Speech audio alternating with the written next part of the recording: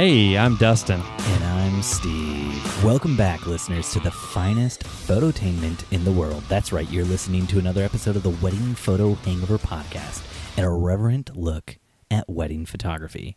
This podcast, like aspirin, will help you recover from your wedding hangover. Dustin, Yes, Steven. see that you and Corinne are getting family photos this week. Didn't you just get family photos?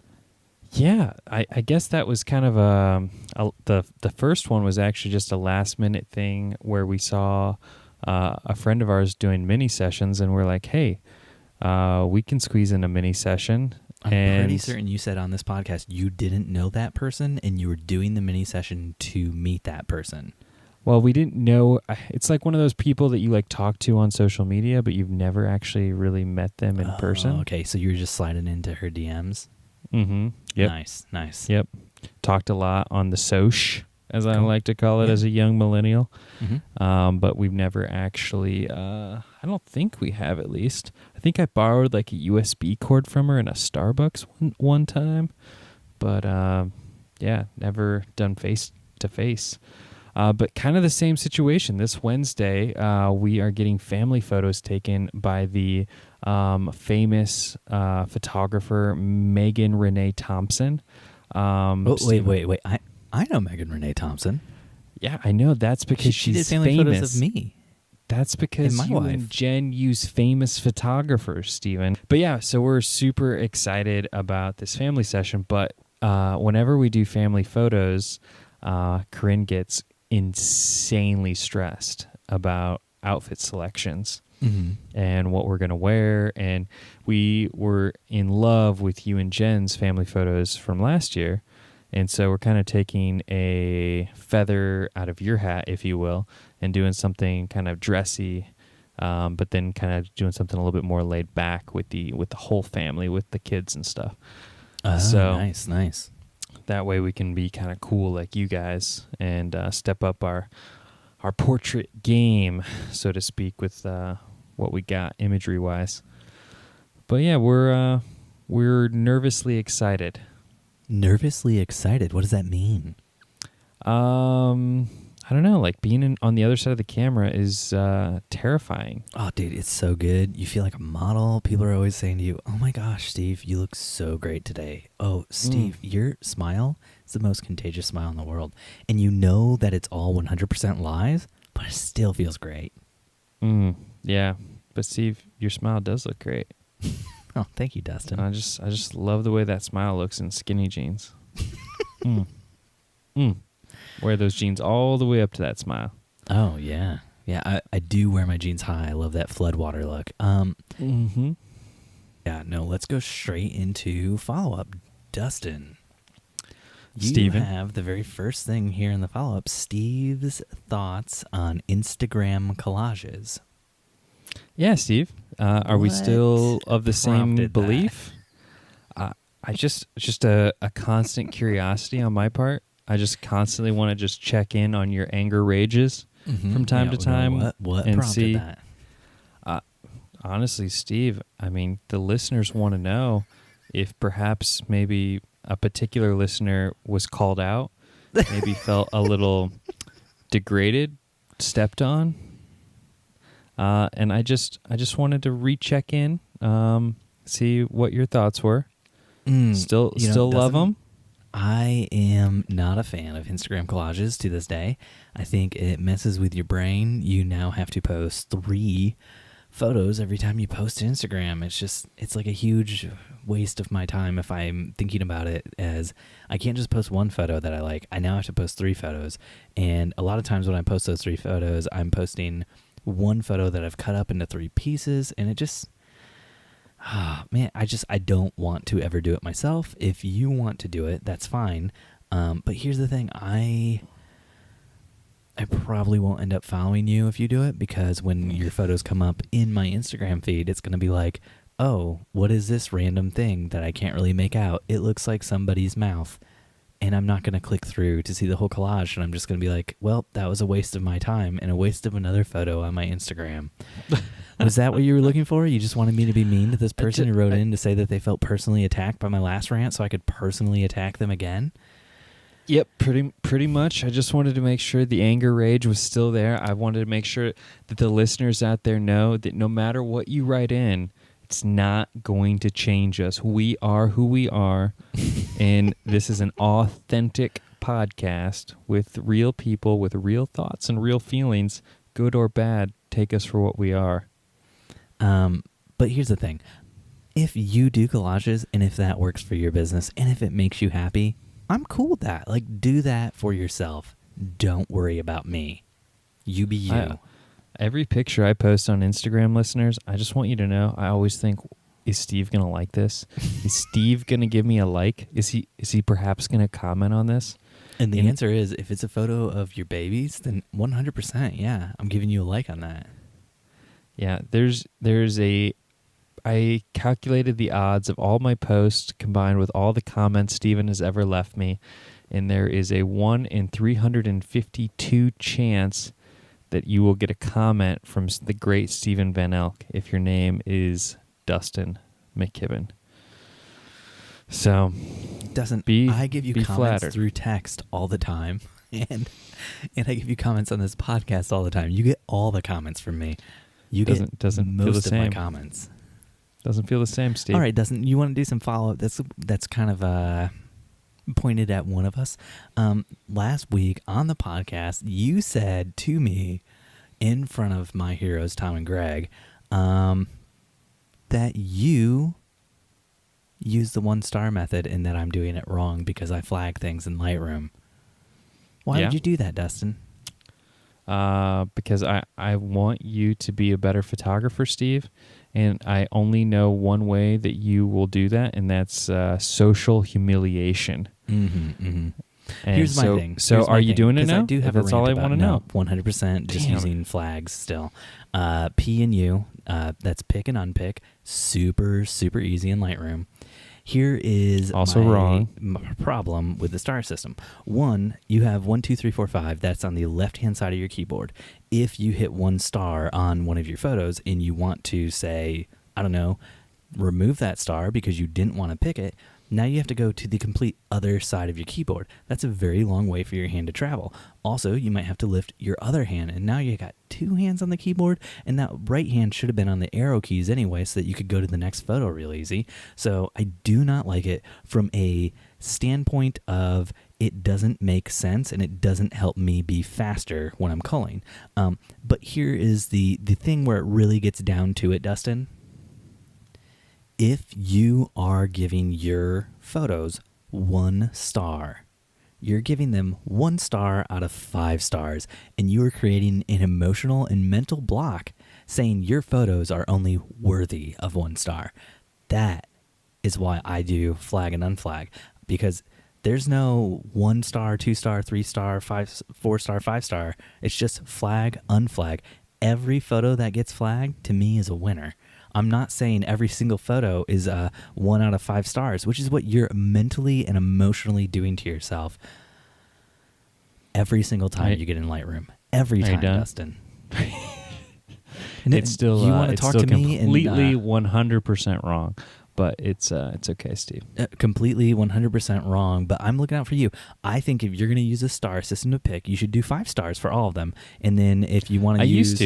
I used to do 5 stars for all of them, and then I was, I'm like, oh, I want to pick the photos for my blog. Wait, now I have to do colors? No, that makes no sense. I want to. So you 1 star the selects. What you're already doing with stars. No, you 1 star. So this is my hand. I'm calling as we do this podcast because that's how busy I am.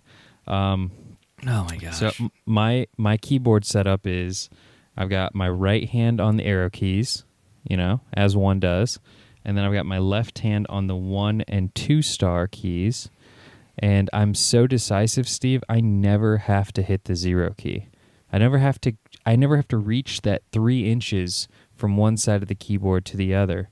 So I'm 1 starring the selects, and then I'm 2 starring the extra good selects that are going to make it into social media or blog or whatever.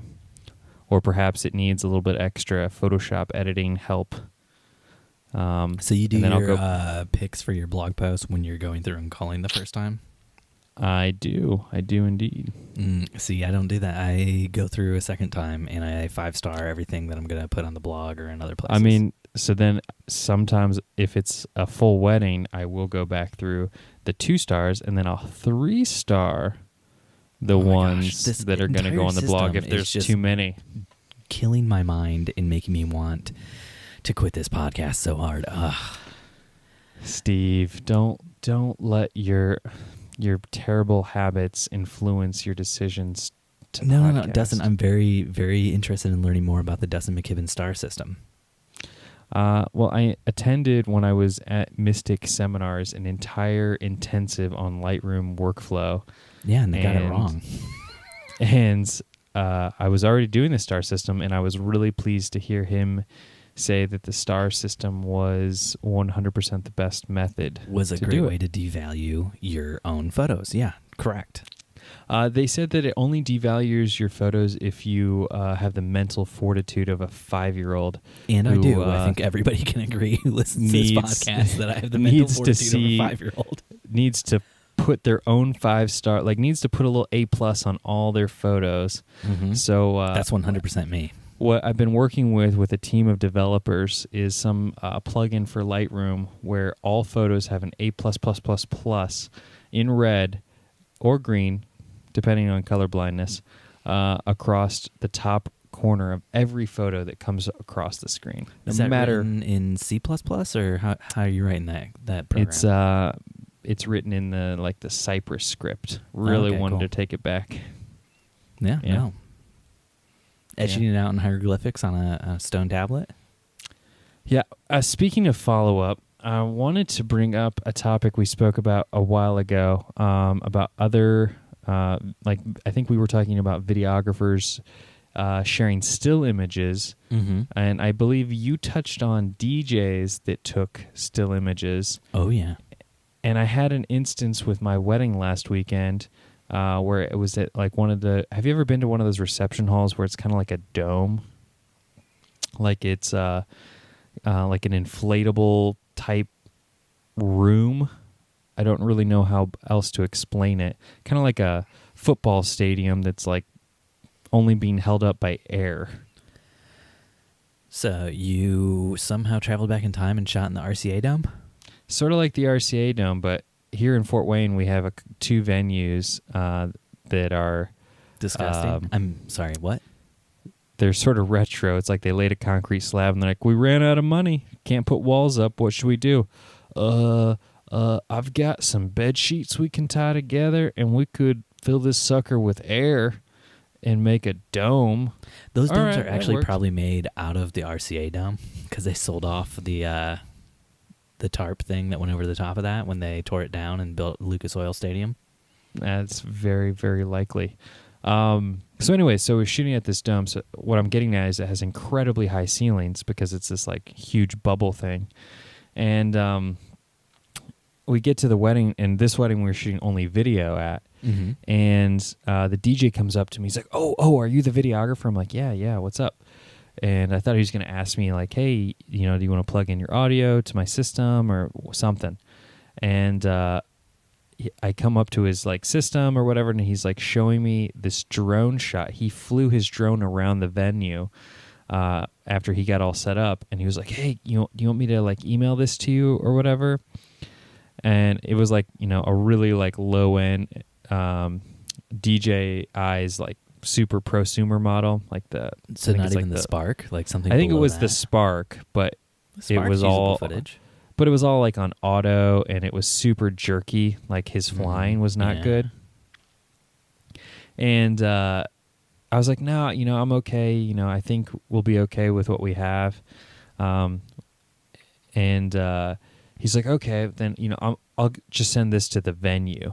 And that's where I was like, that kind of pissed me off. But on a side note, do you ever want to shoot at that venue again? It's a dome. Hey, Fort Wayne, man, we can't be picky. We got to shoot where we can shoot. We're not Indianapolis with all those big fancy ballrooms. I mean, you're one step up from the strip clubs when you're at the Dome, so I guess, you got to take what you got to take. That's right. You don't want to fall below that. Just the tip at the dome.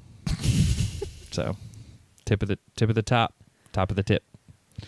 So, yeah, I'm just curious if you'd ever experienced any.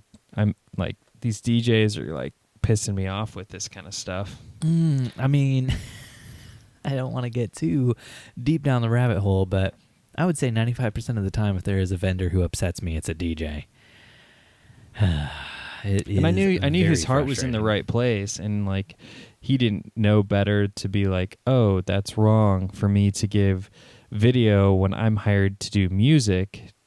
And I mean, he shot it before you showed up, so it's not really that wrong. It'd be like if the vendor had hired somebody else to come in and shoot it before you showed up. Like, correct. It's not like it's of the actual event, really. So, but it's also like, he's not shooting his DJ setup. He's not shooting dancing. It's in no way helping him market himself. It's more like, hey, I got set up. I'm super bored. I'm going to like fly my little DJI Spark. And I'm going to start bringing my drone everywhere with me. And if I'm bored, I'm just going to throw it up in the air and fly around for a while. Yeah, it kind of made me want to get a Spark just so that I could start stepping on all these toes. But I never get the opportunity to get to the venue super early, oftentimes, enough to get that shot.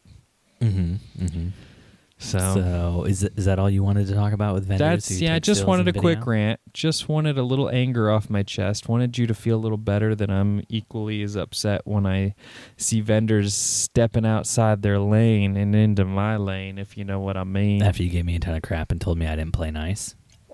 Yep, exactly. All right, well, we also wanted to mention the Epic podcast released like 4 episodes last week or the week before. And one of those episodes... I'm trying to remember. Which one is that one? That's our good friend Nathan Mitchell. Nathan Mitchell. God, I love that guy.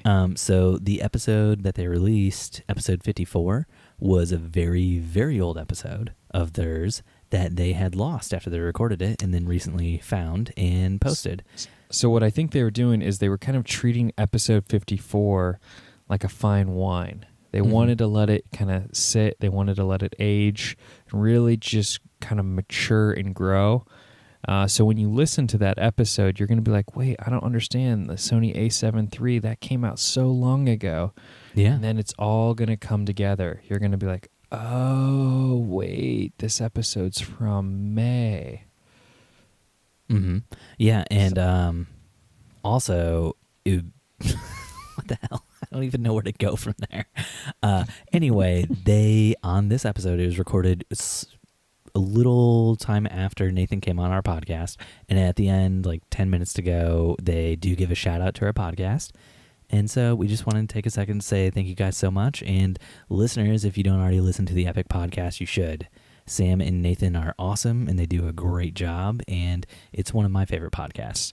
So glad that they are so supportive of our podcast. Dustin, that was weird. Let's get into beer talk. Dustin, what are you drinking tonight? I'm drinking a big fat bottle of Okay, but water. now, you are off your weird diet, right? I'm not. You're staying on the weird diet for the rest of your life? Staying on this weird diet for the rest of my life, Steven. But you have been drinking alcohol again. Have you had any good beers recently? Just give the fans something. Come on, buddy. I can't say that I have because I've been in full-on shoot and edit mode. I barely see my family, let alone have time to intoxicate myself. I'm running on 5 shots of espresso right now as we speak because I have so much editing to keep up with. Because staying like busy is not something that you should try to do with your life. Well, it's more like November, and I don't know how this happens, but November always becomes a point of travel for my wife and I. And it's never planned that way. It just happens to be like we get through October and it's like, hey, let's travel. Like, let's go do something. So it's like now it's that time where I'm like, I'm trying to get everything caught up so that way I can be present while we travel.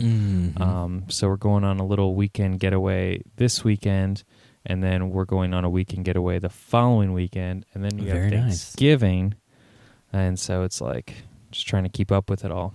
I gotta get a video done before Jen and I have to travel for our next wedding. Dustin, tonight Yeah, I am me too. drinking a Oktoberfest from Upland Brewery, and I'm double dipping. I'm also drinking a Kentucky Bourbon Barrel pumpkin beer. Oh, wait, whoa. Kentucky makes a pumpkin ale? Yeah, Kentucky Bourbon Barrel. They make Can I a see what that pumpkin looks beer. like? Can I see what that looks like? Oh, that doesn't help me. It's Sorry, not in a it's bottle. glass, bud. The bottle looks just like all their other bottles, except it has an orange label. I love Kentucky Bourbon Barrel. It's probably one of my top 10 favorite beers. Kentucky Bourbon Barrel, like the normal beer, was the Yeah. first bourbon barrel beer I ever had, and it's what caused my deep, deep love of bourbon barrel beers. But it is that beer also was served at a now wedding? not one of my favorite bourbon barrel beers anymore. Oh, no. Well, it's just, it was a great starter, a great introduction, but there are just so many other really, really good bourbon barrel beers out there. That beer, Like that Eric wow. Bloodaxe bourbon barrel. The Kentucky Bourbon Barrel was on draft at a wedding we shot a couple years back, and I have never seen the level of intoxication Oh, yeah. that I had seen at that because I went up to the venue coordinator and I was like, "Hey, I can't believe they have Kentucky Bourbon Barrel on draft," and she's like, "Yeah, that's the groom's favorite beer." Ooh, nice. And when we said maybe we should only do it for like an hour, Yes, that was a good idea. he was like, "No, I want it all night long," and they almost lit the venue on fire. So that with groom their definitely sparkler threw up send that off. night. Oh, everyone was throwing up that night, I bet. There's so many glasses broken on the dance floor. It was a shit show. Sounds great. Dustin, let's push on into our topics. Dustin, you said you wanted to do a lens episode. For the listeners out there, full disclosure, I've been working on a video edit, and I have to get stuff ready to travel. So I didn't do any of the pre-production work this week. Dustin took care of all of it, and Dustin's also editing the episode. So this is all Dustin put together. Topics, lens episode. Let's go. Let's go. See what you did there, Steve? Lens go? Lens go. Let's lens go. Yeah. Yeah, no. That Lens Pro to sound go? stupid at all. No. Yeah. And you can save little snarky comments like Lens Pro to go until they sponsor an episode. There you go. Lens rental? Yeah, so let's go with our lens episode. So Let's Steven, go with our Let's episode. So I wanted to talk briefly about, and I'm going to let you lead this topic a little bit because this is something you do more so than I, because I just don't have those big kahunas like you do. So as most wedding photographers, especially during the portraits, you like to shoot that wide open with something like that 50 or that 85 or that 35, going like f1 point something or other, and depending on what you're shooting with. And I just can't do it, Steve. I can't do it. But then I see your photos, and I'm like, oh my gosh, that creaminess, that butter, that butter behind them. I thought you said that all my photos were out of focus. But then, like then two I really episodes, zoom. like then I really zoom in, episodes ago, and I'm you like, said all of my photos were out of focus. Oh, it's soft. But that's why I'm always at f2.5, 2.2 at gross. the very lowest, and I just can't. I can't do the f1 stuff. I did it a couple of times at an engagement session. I was like, oh, it looks pretty good. But then as I was calling, I'm like, oh, 1 out of 50 are in focus. Oh, you got to switch to Sony and use that iFocus. Yeah, I just switched to my iPhone, which is called iFocus too.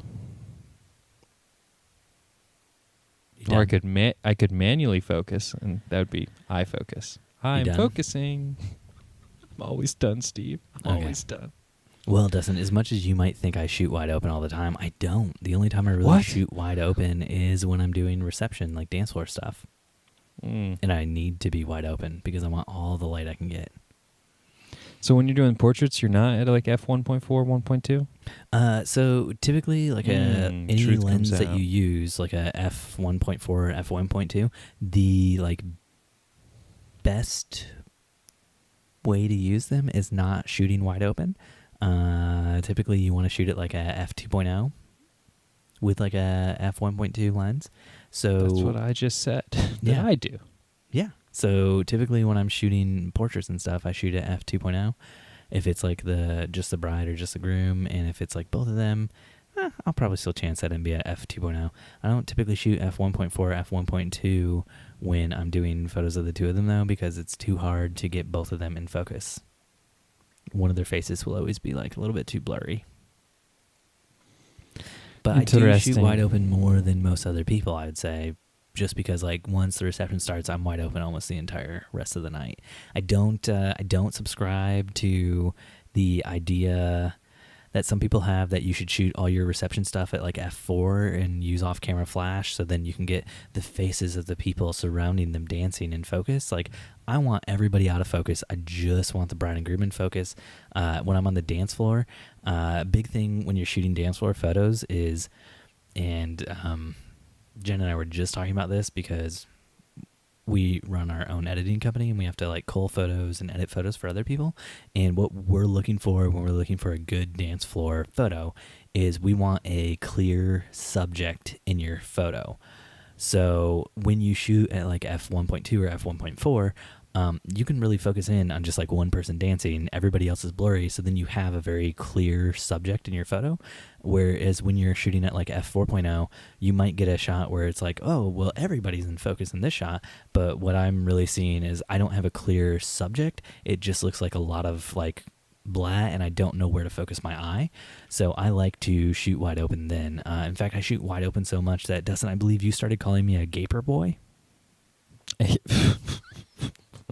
You said that I was always gaping at weddings. I don't believe that ever came out of my mouth. Yeah, no, you said to me just before we started the podcast that you wanted to bring this subject up because you wanted to say I was a gaper boy. I believe the things that have been said is like, man, Steve, you're so wide open, I'm afraid your eye's going to like fall through your lens. Mm-hmm. And you're like, just roll right through it because that lens is so wide open. And you were like, because you're gaping with your lens, you're gaping. I believe. You're like, Steve, you might get your eye poked out walking around the dance floor with that lens so wide open. I believe the words you actually said before, though, was, Steve, you might get your eye poked out because you're gaping with your camera. I don't think so, Steve. I've never seen you more uncomfortable in my entire life. I don't think, no, I think the most uncomfortable I was when you were talking about those Disney characters on other podcasts like that. Oh, yeah. Well, that was a really gross, ugly thing that I had to listen to. And by had to, I mean started listening to and then shut off. But yeah, no. Those are beloved children's characters. Yeah. Yeah. Just would really you say that those beloved children's characters are gaper boys? There you went. You went there. I'm just asking if they shoot with their you're supposed their lens to be wide making this open. easy for me to edit, not harder. I want you to know the pain I go through every single week. Speaking of dance floor shots, one thing I wanted to ask you, since this is our lens-heavy episode, is what lens of choice do you and Jennifer shoot with when you're on the dance floor getting down and dirty? We typically go pretty wide on the dance floor so we can get like right up into the action. So I'm usually on a 35 the entire time we're on the dance floor. I'm talking about now, like is dance this floor a once Canon the reception 35 starts. or is this a Sigma 35? We don't have a Canon 35. We have two Sigma Art f1.4 lenses, 35 millimeter f1.4. And did you know when you do switch to Sony, you can send that art lens to Sigma and they'll swap it out, as I just learned from Sam and Nathan's epic podcast episode. I told you about that like 5 episodes ago on this podcast. Steve, I don't listen to you. I have to listen to other podcasts and then come back and sound more educated. You just can't listen to me because all you see is my gaping maw when I'm talking. That's right. That is right. That's I all should shut my see. mouth more often. That is true. Dustin, so how wide do you shoot on the dance floor? Since I'm on the dance floor with a 24 to 70 millimeter lens, because I like that variable focal length, I am rocking somewhere around the 24 to 35 millimeter range most of the time. Mm-hmm. But every now and then I'll see a sweet little tender moment happening that I don't want to be all wide. So I like that ability to crank it to 70 and kind of get in there.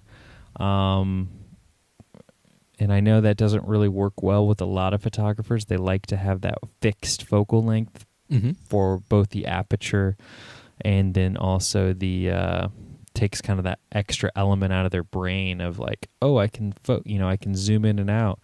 Whereas my brain is so skilled and talented that I can function at a level where I can do that, Steven. Are you gonna keep blowing yourself on the podcast, or are you gonna get down to talking about real stuff here? This is me talking real talk, Steven. Mm-hmm. Yeah, no, it really sounded like what you were doing is just saying that you're the greatest photographer in the world. Everybody else isn't as good as you. I mean, you did coin the name Grandmaster Photographer of Fort Wayne, Indiana. So I mean, I'm trying to live up to that. What was for the key you, part of that? Steve. Of Fort Wayne, Indiana. Exactly. That is the key part. Mm-hmm. I hope to be the best of Noblesville someday and dethrone you, but that's a long, it's a long journey, a trek. No, I wouldn't say I'm the best in Noblesville. I mean, technically, I live with a photographer who's much better than me, so just throwing that out there. So what you're saying is that you're constantly living in a state of inferiorness. Yeah, no, it's what's caused me to be so harsh with you because I got to get it out somewhere. I feel inferior so much of the time. I gotta work through my vices and make you feel inferior as well. That's why we drink on this podcast. Dustin, so you are between a 24 and a 35. Jen, a lot of times will shoot with the 17 to 35 or the 24 to 70 as well. When she's shooting with the 17 to 35, she typically doesn't go below 24 millimeters though, because 17 you start to get that like wide angle lens distortion going on, and we're not huge fans of that. Yeah, I noticed that. I helped a friend with a real estate photo shoot recently, and he had picked up that 17 to 35 for that purpose. And I just thought that 17, the way it distorts when it goes wide, is very unflattering compared to my Nikon 14 to 24, which I used to break out all the time on the dance floor, which I'm not going to say it's flattering, but it's fun. And how wide were you shooting with that Nikon when you were shooting 14 to 40? Oh, I'm all the way at 14, baby. So I'm all the way at 14. Mm-hmm. But how wide, like open, was your shutter? Was it all the way open? All the way, yeah. Aperture, I mean. Sorry, my bad. All the way. So you'd say you were gaping with that lens? And then the problem with that lens is you'd hit, you get that shot of someone doing something really fun, and then you'd hit someone kind of in the corner, and their arm just turns into something the size of like a beer keg because that distortion just kills it. So I've had too many instances where I'll get like this great moment, but then I've got to awkwardly crop it because I had too many people look really weird on the sides. Yeah. Is that why for a while your photography company was called McKibben's Keg Arms? McKibben's Keg Arms, yeah. Yeah, it was a branding struggle. I was just trying something out, and no one was biting. So had to let it go, Steve. I would totally go in for Keg Arms photos. Keg arms and legs. Yeah, I want that Popeye look. You know what I'm talking about? All forearm. I know exactly what you're talking about, Steve. So, back to lenses. Back to real talk, Steve. Real talk with Dustin McKibben. I just want to circle back. So we talked a little bit about reception, a little bit about dance floor. It seems like the common thread is kind of going wide. Do we not go no 70 to 200s for you and the Jennifer at all at the reception, or first dance, father-daughter, mother-son dances, those will be shot largely with a 70-200. There's nobody on the dance floor to get in your way. The big problem with going with a lens like a 70-200 or even like an 85 during dancing photos is you're so far, unless you're doing like close-ups on people's faces, which I don't recommend like for dancing photos. Like it's just not the appealing thing is that people are dancing and there's a lot of motion, and that's what you want to capture typically. So unless like you're doing like super close-ups, you're kind of standing further back from them when you're shooting with a 50 or an 85, and there's just so many people typically on the dance floor that you can't get a clean shot of whatever your subject is. So got to get that clean shot. Mm-hmm. All right, you want to move on to some questions? Dustin, I do want to move on to some questions, but first up, we got to do some out-of-person sales. Oops. Now you blew it. Now it's not a subliminal thing anymore. I don't know what you're talking about, Steve. Guys, I just want to take a quick second to tell you a little bit about Greetable.com. It's our favorite resource for giving gifts. As you know, Steven sent me an amazing gift last week, and I was able to respond by sending him one as well. And I'm so excited for you guys to see what I was able to give him as soon as Steven gets back from his trip. The experience of ordering from Greetable is so simple. It's so easy. I think you guys are going to absolutely love it. I was able to lay in my bed before I fell asleep and make a perfect customized gift for Steven that I think he's just absolutely going to love. You get to personalize it with messaging, with photos, with artwork, and then you get to pick out a gift, and all of these things are like under $25. It's just really a no-brainer. Greetable is actually taking this a step farther by extending to you, our dear listeners, 20% off your first order. So what that means is that's not 20% off like one gift. That's 20% off an entire order. So what I'm encouraging you guys to do is go onto their site and send all of your favorite vendors that you love working with a customized gift. Add your logo, add a photo, add like just a nice little gift, a little trinket, just something personal that says thank you. That's what this service is all about. And that's why we love working with these guys. So that promo code, guys, is Hangover20. Again, guys, that's Greetable.com, Greetabl.com.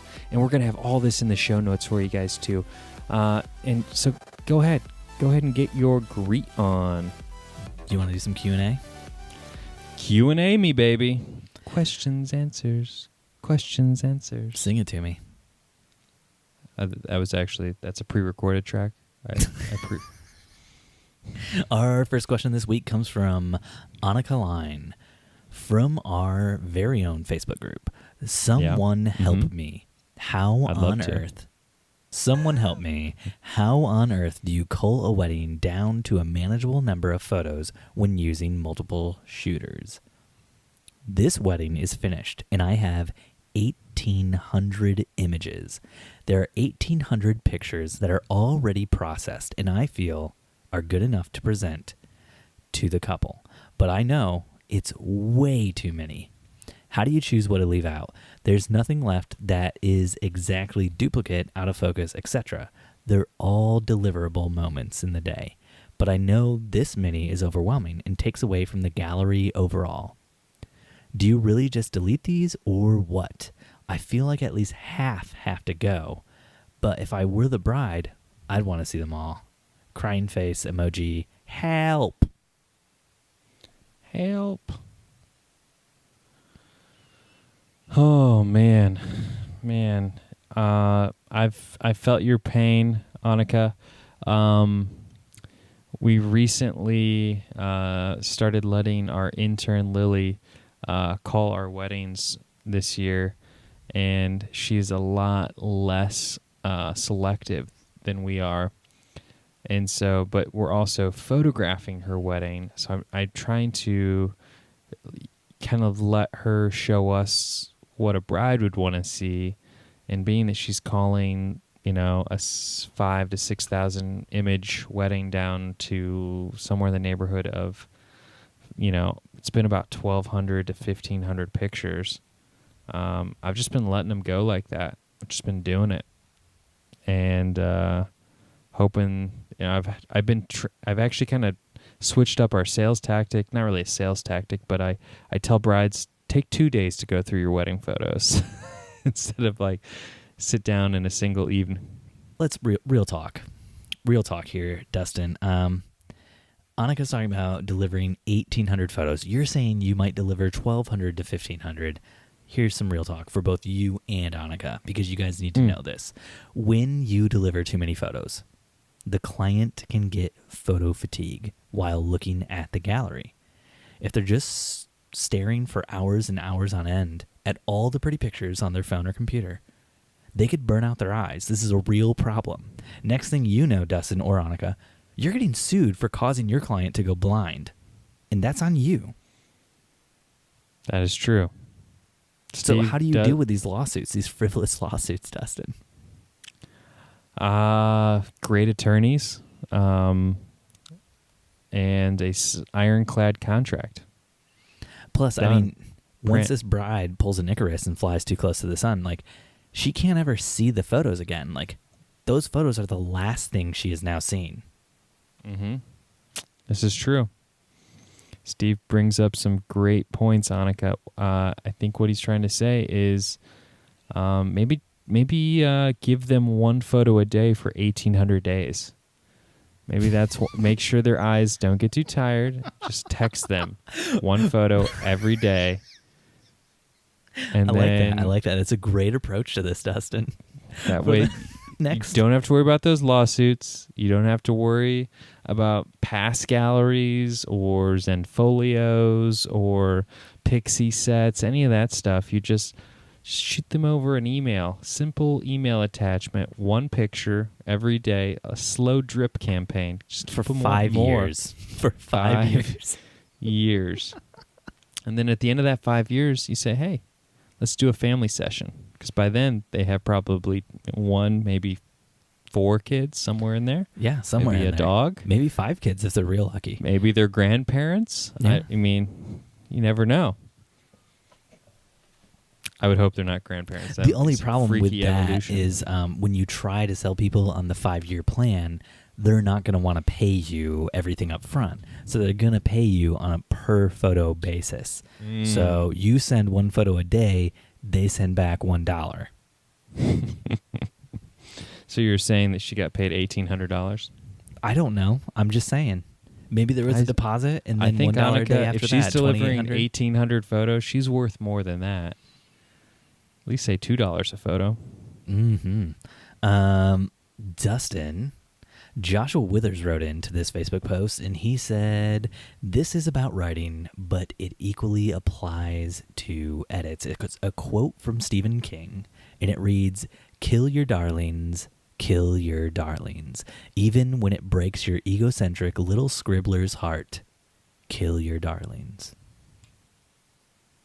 Dustin, I just want you to confirm for the listeners, I've had the phrase kill your darlings in our podcast show notes for almost an entire year now, and every time I brought up the subject of culling, you've told me what? What? That it would be too boring and none of our listeners would care. Yeah, and somehow you still managed to work it into our That's podcast. Right. I'll make it work on the Lens episode, nonetheless. If this shows you how much I want to talk about gear. I also didn't want to talk about calling because you do it completely wrong in how you actually call. So I did not think it was worth the listeners being misinformed. Mm-hmm. So, to each their own, Dustin. But here we are. Here we are on this misinformation track. If you want to play the Dustin game of 1-star, 2-star, 3-star, 4, 5-star, 6-star, 7-star more. But I also think, go for it. So I agree with Steven. There is something about being decisive and selecting photos and just giving the client the best of the best. And that's what they hire you for. They want your eye and your vision and your professionalism in doing so. But then at the same time, I've been on that other side of the lens. I've always wondered, I wonder if there's like some, especially now that I have children, and I'm always like, I wonder if there's like, a couple more photos that maybe Corinne and I don't look that great, but, Max is looking, and I know I keep coming back, and I say, if there was, I'm sure she would have given it to us. Yeah, but your photographer would have given it to you, because they would have realized that when you're doing family photos, the most important thing is whether or not the kids are looking. So if the parents don't maybe have the best smile on their face, they're still going to deliver that because they know that family photos are about the kids. You hope that, Stephen, but you don't know. You don't know that for sure. And that's why you don't know that for sure. But as somebody who culls other people's family photos from time to time, I can tell you it's about the kids. Yeah. Okay. Well, when you call our family photos from Megan, let me make sure you send us the best ones. Definitely will do. And I'll also, Jen makes notes on like things you might want to Photoshop when she's going through and editing, and she'll be like, this one, Dustin wasn't smiling great, but this other one was. If you want, we can Photoshop his head from the other one to this one. It just is going to cost, $5 extra or something like that. Nice. Yeah. Knock it out of the park for you, Dustin. The reason I say that is Megan because Thompson to hire us to do her photo editing. Exactly. There you go. Hurry it up, man. You've got 2 days. From that Facebook post of Annika's, Sally Psycho responded and said she's dealing with the exact same issue this week from a wedding last weekend with multiple shooters. Also looking at a delivery at around 1,800 pics, which is nuts. Sally's words, not mine. Sally says she wouldn't worry about delivering all 1,800 of them as long as you feel they are the best reflection of your work and they lend to telling the story of your client's awesome day. Give the set another look and delete anything that isn't absolutely incredible, even if it ends up only being like 100 less, and then move on to delivery and don't think about it again. See, I knew I liked Sally. Everybody likes Sally. Yeah. I 100% agree with the part where Sally says, give the set another look and delete anything that isn't absolutely incredible. Because with 1,800 photos, if it was like an 8-hour wedding, you're going to have a lot that aren't absolutely incredible. Or you'll have a lot that are incredible, but if there's like 5 incredible photos, all of the first kiss, and they are indecipherable to the human eye that they're different because it was a very long kiss, you really only need one of those photos to have an incredible photo, and the other 4 are just like, I don't understand why these exist or why they're here, and they make that one incredible photo look less incredible, which Sally was getting at. That's why she's saying get rid of the other photos. Makes sense. The non-incredibles. You only want to keep the incredibles, not the non-incredibles. Incredibles 2, preferably. Preferably. Have you seen Incredibles 2? Do you like that more? Dustin, do you want to do another question? Another question. Yeah, I just asked you a question and then cut you off.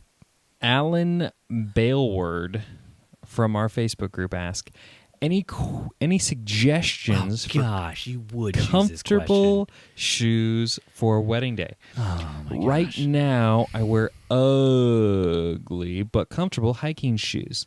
I'd love something more professional, but all the good shoes I've had would have me in agony after an 8 to 12 hour wedding day because of my day job. I don't have to be in more than jeans and a t-shirt, casual, so to speak. So I've never really had to look at shoes. Dustin, Steven, the men I go to for my fashion wearing wedding advice, what do you guys wear? Sincerely, Alan Baleward. Well, Esquire. Alan, that is a great question. And I got to tell you, when I'm out on that dance floor with my lens shooting wide open, totally gaping, I'm barefoot. There's no better way to shoot. And nothing says professional. Like, I don't care if my raw piggy toes get stepped on by somebody.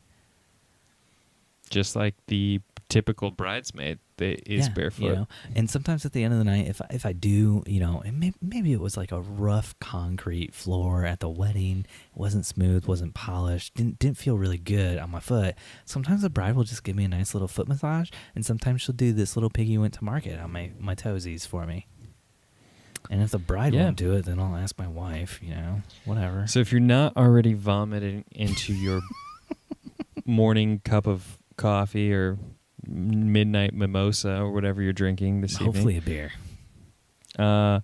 What Steven is trying to get away from talking about is the fact that there's a Oh, company no, out there. Dustin, I got it. Alan. Yep. Wear some moccasins. I'll be the part of Alan. Moccasins are Yes, super Steven. comfortable. Super, super comfortable. It's almost like you're barefoot. It's going to feel great on that dance floor. Mm. And nobody's going to give Yeah. you crap about moccasins. Yeah. I was thinking I'd rather just like get a couple memory foam pillows and just shove my feet into, like, cut little slits and then just put those on at the reception time. Now, you joke about that, but I have memory foam inserts for my shoes.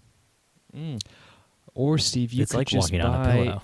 You could just buy better No. shoes. Oh, gosh, and no. then Don't this do it, Dustin. Don't do it. Wouldn't be a conversation we'd even have to have. Gosh, you're just so excited because somebody sent you an Instagram message because you posted to our Instagram story your photo of your Cole Haans, and somebody wrote in, it was Minaret Photos, Brandon Russell, listener of the podcast, who said that he loved those Cole Haans. Oh, gosh. Did he? I see. I don't even oftentimes get to see these posts because Steve's so fast to read them. But I was really just trying to showcase my cool socks that I had on. That I know those same Steve socks. Yeah, I know. Mhm. I know you do. That's why I thought it would be funny because people would be like, "Oh, who is that?" It could be either one of these knuckleheads. And then they would have seen the brown And then shoes they've with the seen white those running sweet, soles. sweet Ugh. shoes, and they'd be like, "Oh, that must be the infamous Dustin because he's wearing those sweet, sweet Cole Haans." Yeah, you have a pair of Cole Haans that looks good. I believe it was the one you wore at the last wedding I shot with you, and they're like black with black soles. The pair you were wearing in the photo were brown with white soles, and they are utterly disgusting. That's because I have a pure soul, Steve, and when I'm around you, the bottoms tend to reflect your soul, and so they turn black. And I can't often control that. Those Cole Haans look like somebody took a pair of Nike trainers, ripped the soles off, and just pasted them onto the bottom of a dress shoe. An Oxford dress shoe. Let's be clear. No, I wear Oxfords to my weddings now. What you just described, Stephen, is the perfect shoe to wear to a wedding. A Nike bottom and a dress shoe top. I mean, come on. Are we even debating this right now? You know what? I still love my Aldo Italian loafers. I would go back to those in a heartbeat. My favorite shoes ever. Feel great. Super comfortable. Never looked like I was about to run a marathon when I was supposed to be shooting a wedding and dressed professionally. Except you are running a marathon when you shoot a wedding because there's often times where I'm shooting one thing and then I notice the bride gathering her sorority sisters in the corner for a photo. And I'm like, oh, shit. And I'm like jumping over tables, leaping large centerpieces. And I can do all of this without breaking a sweat, Stephen, because I'm wearing the proper footwear. At this point in time, Dustin, I have shot, 15 weddings? I don't know. I've shot a lot of things with you. And I have never once in my entire life seen you run at a wedding. Never once. That's because, Stephen, the shoes I wear make it look so seamless and so effortless that it doesn't even seem like I'm running. Meanwhile, I can tell you, your it's number like one I'm Gator floating boy over here has ran multiple times while shooting for you. That's why I bring you, Steve, so that I don't have to run. I mean, I don't mind it. I like to get a good workout in. Dustin works me out. So, Patriot Trader in a Reddit Facebook group asked the question, second shooter asking for $1,000 to participate in wedding. I have a friend who started second shooting weddings with me last year and since then has experienced some growth and some demand as a photographer. We worked together on a wedding last year and earlier this week just received an inquiry for a wedding from the guest who attended it. According to the client, she initially wanted the second shooter to be the main shooter, but I was out of her budget, so proceeded to go with me. The client to be Whoa, has yet hold up. According to the client, she initially wanted the person that I'm now considering to have as my second shooter to be the main shooter, but Correct. that person was out of her budget. So the client has now proceeded to go with me because I cost less money. Correct. Okay. The client to be has yet to sign a contract, but according to my friend, second shooter, the client asked her to be the second shooter for this wedding, in which the second shooter said, if you want me, this will be $1,000. That's right. The second shooter is asking the client for $1,000 to shoot a wedding she didn't become the main shooter for. I may be able to pocket all of the money that comes from my package for the option of the second shooter, but I'm just not sitting comfortable with the second shooter asking for a rather high amount from a potential client. What would you do? Well, the first thing I would do is I would contact this supposed second shooter and just be like, oh, yeah, no, I'm sorry, but I'm going a different route. Then I would still charge the client that extra $1,000, you know what I'm saying? And I just bring somebody else in for a lot cheaper. There you go. And just be like, to the client, like, I'm sorry, I had to upcharge so I could get that person, but that person backed out, so now I have to go with somebody else. I actually had this exact experience. I shouldn't say exact. I had a situation where a bride did not book me for video, and she booked one of my dear friends. And I actually reached out to him, and I was like, "Hey, man, let me second shoot this for you, because I still want to be a part of this wedding." And he was like, "Yeah, sure." And you demanded $1,000. No, I did not demand $1,000. Okay, so you didn't have this situation at all, is what you're saying. No, but it was a situation where I was way more expensive, and they went with the lesser option, but yet still got me. They still got all that Dustin for cheap. Got that super cheap D-bod. So I'm never saying that again. So yeah. What'd you call yourself? D-pod? No, we're not even going to worry about it. D-pod. It's all getting cut. That's the best part of the episode. That should be the episode title. D-pod. No. Nope, it's going to be Steven's Large Gape. Got to shoot wide open with that lens. Got to gape it. We already have an episode called that, so. And it's the episode with your wife, so. Oh, that is uncomfortable. Oh, Dustin, what would you do in this situation?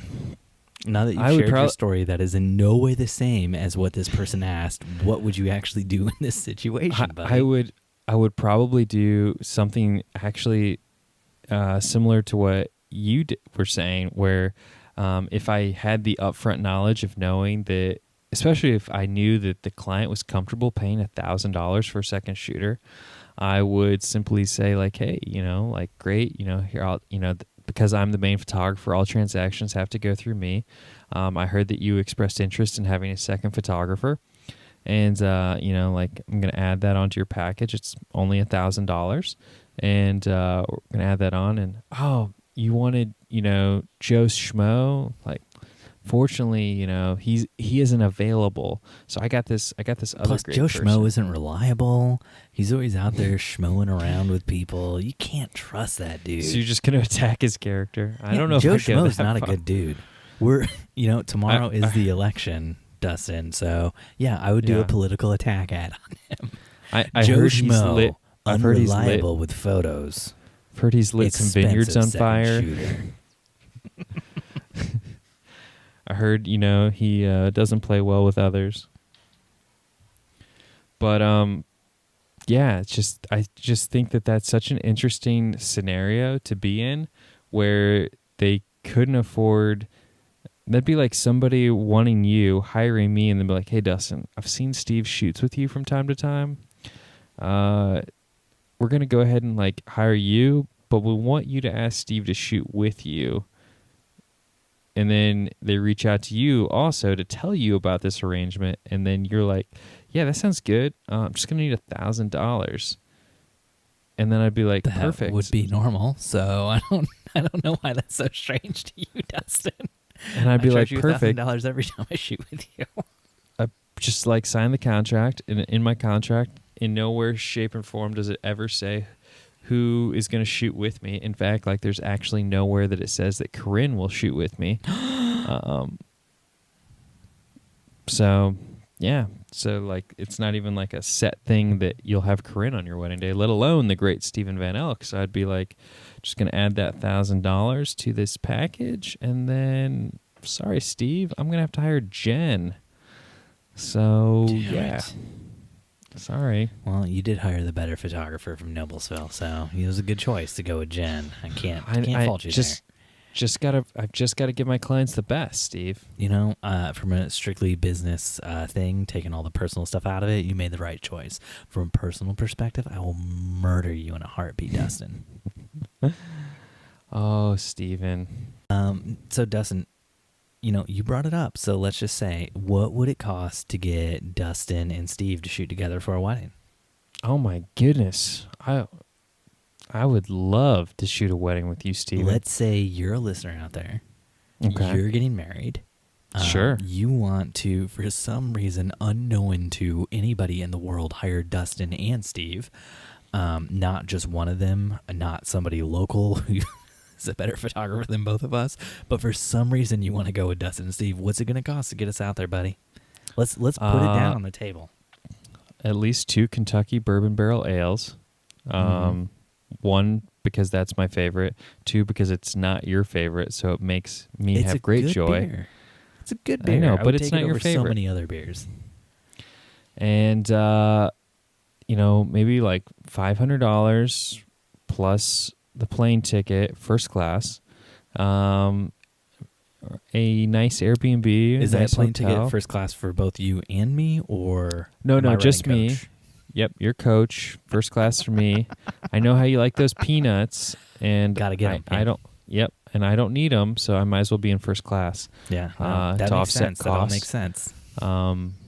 So yeah, I think that $500 each and a healthy $10,000 donation to our anchor, and Stephen and I will be there. Shoot your wedding.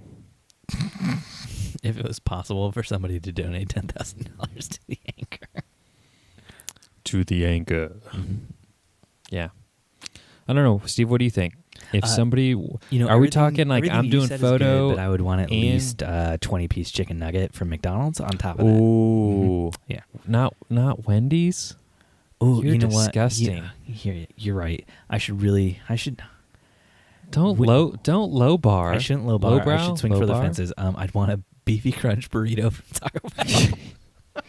I just found out I missed the triple stack Crunchwrap Supreme from Taco Bell. Someone told me about this the other day, and I was like, "How was I not informed about this?" You know what? Let's really raise the bar.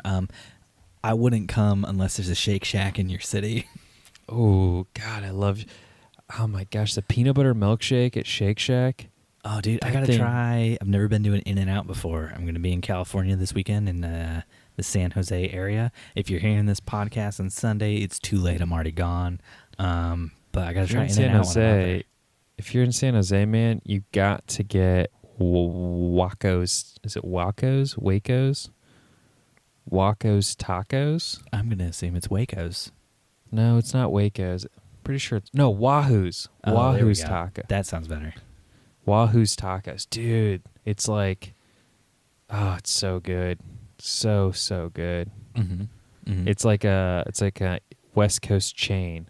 I was disappointed because San Jose, it was recently announced they're going to get a Shake Shack sometime soon, and I wanted to try both In-N-Out and Shake Shack, like together. Have you never been to a Shake Shack? Both. I've been to Shake Shack multiple times. It is my favorite fast casual burger place in the world. It might be Definitely. my favorite burger in the world, but I don't know. There's a place in town called the Pint Tap or the Pint Room or something, and they have a PB&J burger, and oh my gosh, it's amazing. Next time you're down here, we gotta go. No, it's in Carmel. It's better than Brew I've been Burger. to visit you how many times? and I love both burgers and peanut butter It's and got jelly like for that matter. jam, and it's got like real strawberries. And this has all never over it. been a topic of You conversation. can't eat it Color without me getting offended. Jam all over your face and hands. I believe every time you come to Fort Wayne, Stephen, I take you to the utmost of delicacies. I'm taking you to Brava's. I'm taking you to Hoppy Gnome. I'm a little disappointed right now. The problem is you haven't been down here since I found this place, so that's on you. They also have really good beer. But you know what, Dustin? Thanks for listening to another episode of the Wedding Photo Hangover podcast with Dustin and Steve. If you want to help us out, jump on iTunes and leave us a 5-star review. If you want to connect, you can find us on Facebook and Instagram at Wedding Photo Hangover or on Twitter at WedPic Hangover. Dustin is on Instagram at Dustin_McKibben, and Steven is at Steven Van Elk. If you want to get involved with the awesome community of listeners, join the Wedding Hangover Facebook group. It's on Facebook. Just do a search for Wedding Hangover. It'll pop up. Or go to the Wedding Photo Hangover Facebook page, and you can get to the group from there somehow, I think. If you really want to warm our hearts, though, head on over to anchor.fm/Wedding Photo Hangover, and you can sign up to support us for as little as 99 cents a month. It's extremely helpful to us and to the making of this podcast. Thanks for listening, and we'll see you next time your head is pounding. Your limbs feel like dead weight, and your entire being aches for the sweet embrace of death. That's right, next Sunday after you shoot another wedding. Dun, dun, dun. Dustin, real quick before we go. Nope. Peace. Bye, Steve. Do you want to talk about this 20-person composite photo you did? So, recently I shot a wedding with the great and infamous Daniel Alicio from the Indianapolis area. Fan of the show, Daniel. I just like his name because I like to say, "Damn, Daniel," because he does a lot of like super creative, very impressive He's really things. a fan of the show. I feel like he'd find that super offensive that you just related him with the Snapchat "Damn Daniel" thing. Yep, but he's a real person. Yeah. Love Daniel to death, and with the white vans. And he was doing something really fun and creative, where he was doing these multi-person bridal party shots, where he would do it sort of like a Vogue-esque cover shoot, where he would light each person in the bridal party individually, or at least like a cluster of them individually. And so I had this opportunity where we had a wedding recently, and it was raining and pouring and nasty outside, and I felt like I didn't have like a really strong bridal party photo. And so I was like, what would Daniel do in this situation? And I tried to pull off sort of this like massive, highly stylized composite photo, but what I didn't take into account was just how drunk this bridal party was. And in order to really, really do a good job with something like this, it requires everyone to kind of hold still for at least a couple minutes. And these guys were moving all over the place, and it made compositing this like, oh my gosh, it took like 2 hours to stitch all these people together. I took like 15 frames. I used about 8 of them. And I've got a couple knuckleheads. They're supposed to be giving me like a serious look, and a couple knuckleheads are smiling. And most of them were giving you a look that was like, I'm going to murder this photographer as soon as he's done with this photo.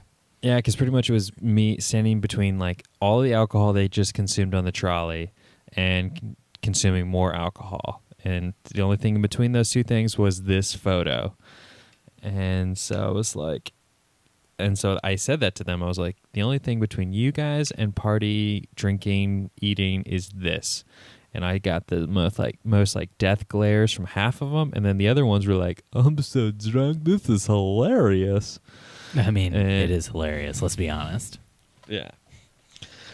So it was, the bride thought it was cool. That's all that really matters at the end of the day.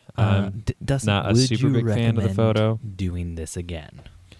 I think I would if the situation presented itself and I thought it was worth doing. It's not something that I would do at every wedding. Mm-hmm.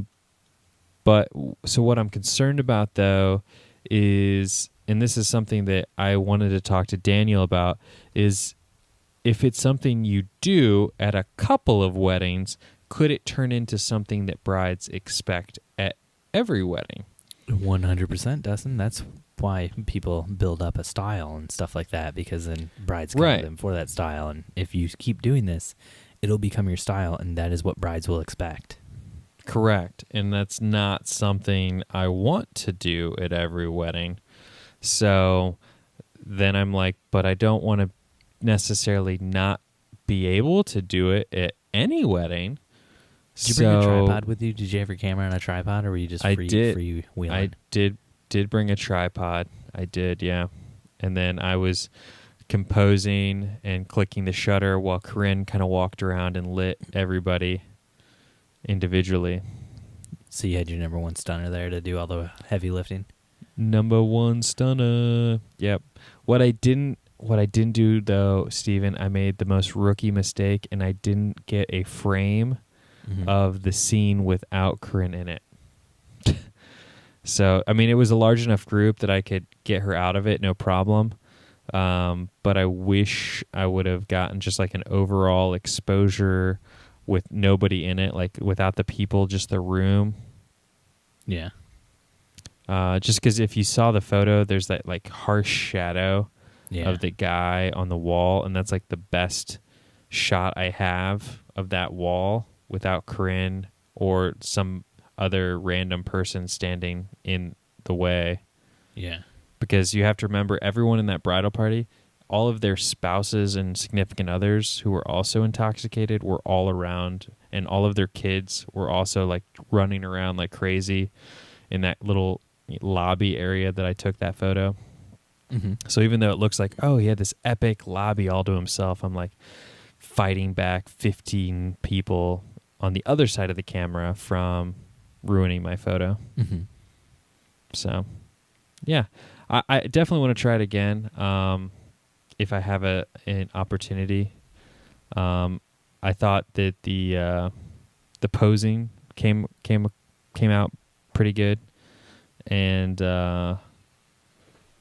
yeah, I think it worked with the large group, made it more interesting. I don't know how it would look with a smaller group. I feel like you need a big group to really, or at least a medium group. Is this something you and Jen have ever tried or thought about trying? No, because it's way too much work on the wedding day and way too much work post-wedding day. So, like, it's interesting to look at sometimes if it's, people don't look like they want to murder you, but it's not really something that we think is a good use of our time or the couple's time on the day. Yeah. But I can see how you would want to do it if you felt like you didn't have a good photo of the entire group yet. And I would applaud you and anybody else who would do this just for the fact that they actually took the time to try to do this. Like this, it's not easy. So, yeah, the one thing I would do, which Daniel does, is he uses a larger modifier. I think he uses like a shoot through umbrella, and all I have is that little softbox. Mm-hmm. And that's all I had with me for this, and so it's not quite as open of a light. It doesn't quite replicate like a big window like his did, and so it made it definitely like a more of a moody photo than what I really was actually going for. Because you're more of a light and airy sort of photographer. Yeah, so I wanted more of that. Your highlights typically, yeah. Mm-hmm. Yeah. Who needs highlights? I like them low lights. You love them low lights. Love them low lights. I've actually got that plug-in in Lightroom where I've got the low lights slider. Ooh, very nice. Yeah. Yeah, baby. I believe most people just call those shadows, but whatever. Hey, to each their own. You call them shadows, I call them low lights. Dustin, can I ask you a question? Nope. Have you heard of the Chilling Adventures of Sabrina on Netflix?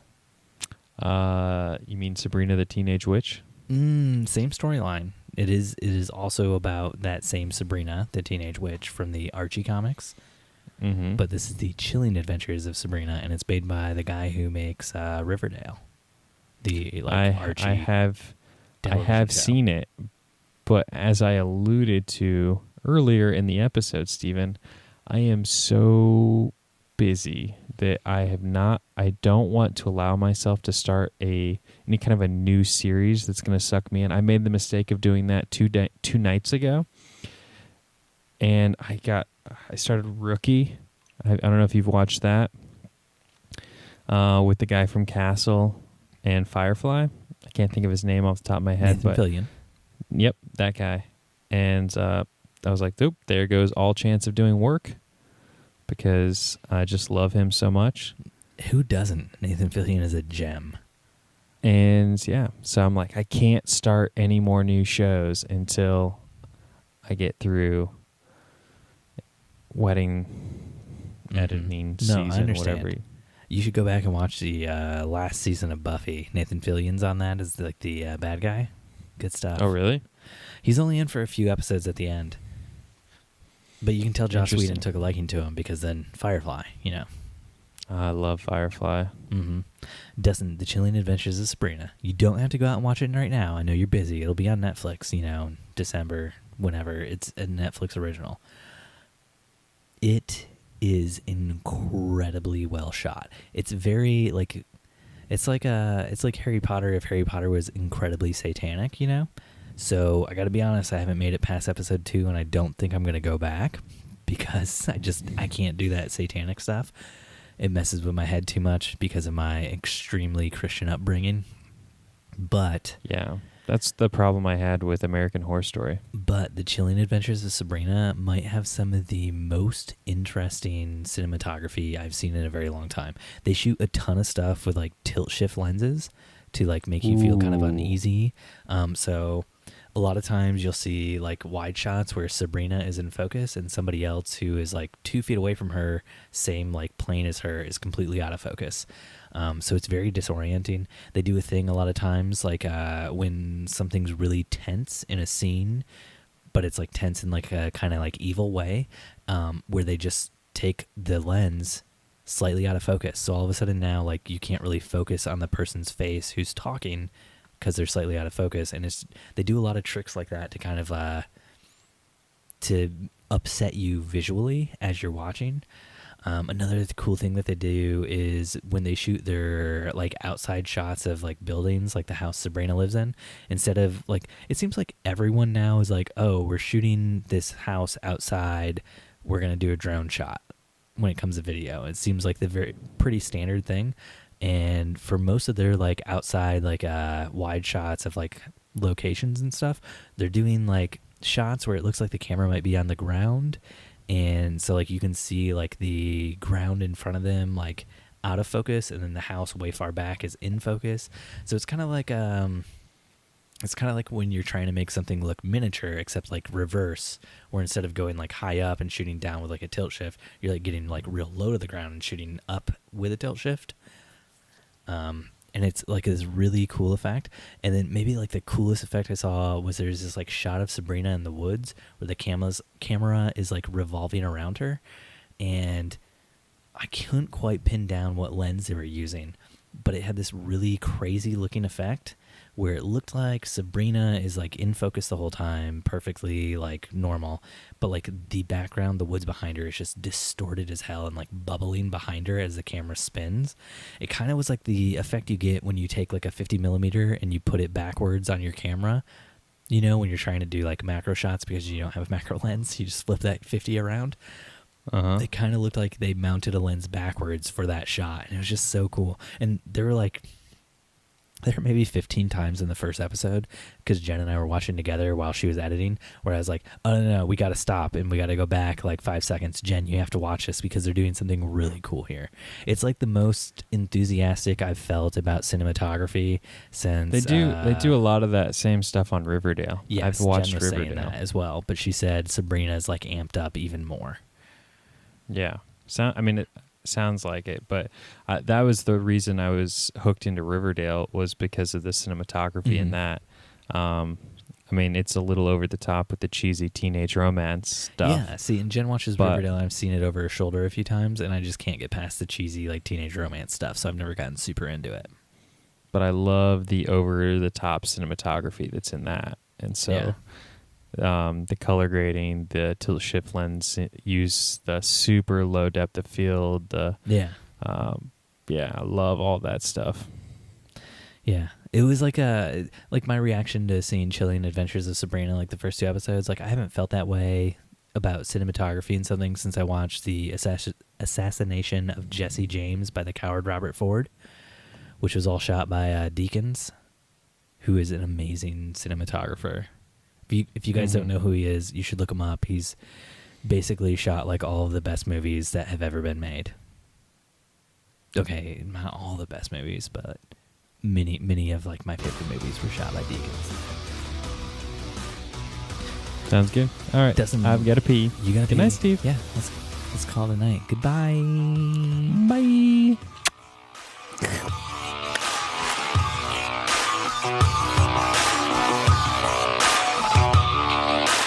This podcast was edited by Big Burrito Creative. Check out Big Burrito for all of your video, photo, audio needs.